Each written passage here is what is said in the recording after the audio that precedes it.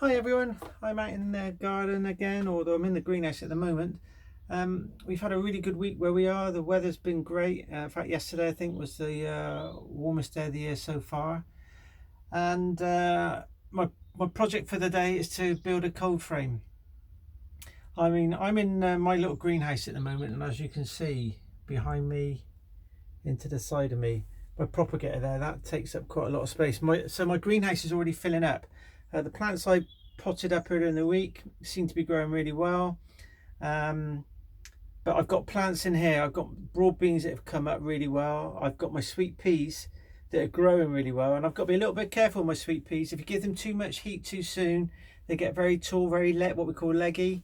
So they'd be perfect for the cold frame. And when I say cold frame, so a cold frame's just a transition from for plants from a heated greenhouse before we put them into their flowering position at the end of May or after the last frost. When we put them in the cold frame, it just allows them to toughen up a bit, get used to a little bit more colder weather. Just makes them a little bit stronger, and it also just checks them from growing too fast.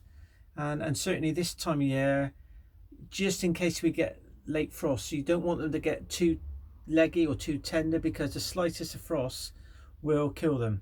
You'll feel that the leaves will go brown and they'll just wilt over and die.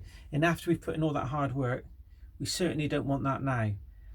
What else have I been doing this week? Oh yeah, I've potted out my dahlias. So the dahlias I had flowering last year, I've kind of stored in boxes over most of the winter. I've unwrapped them this week. I've had a look around the corms. Any of the sort of soft or corms or part of the tubers that may be damaged, I've just cut out. And I don't know if you can see, I've just put mine into boxes. So it's difficult with this camera, I apologise. So over here, I've got a box. These are the tubers. I've just planted them in some old sort of potting compost, in all fairness, just up to the neck. And hopefully these will all start to shoot.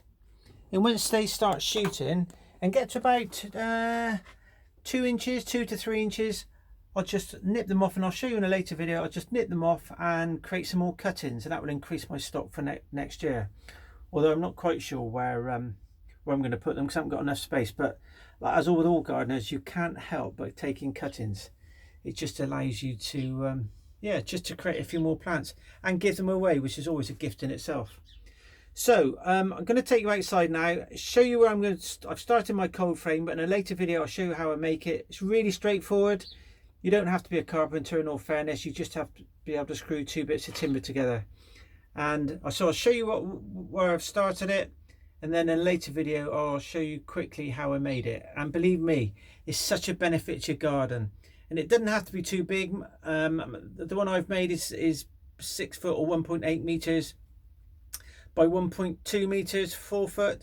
But it will just give you that extra space. And I say, from my perspective, from gardening perspective, it's invaluable. So and you'll certainly see the benefits. So I'll just take you outside my greenhouse.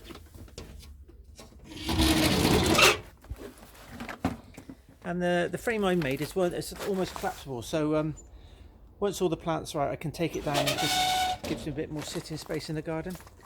So here we go. Just turn it around now. So I don't know if you can see that. So it's just ordinary 6-inch timber. I've cut an angle on the top, so when I put the caps on the cold frame, water will be able to drain off, and again, it will give me a little bit more space. Okay, so that's it for the minute. Enjoy your gardening and stay safe.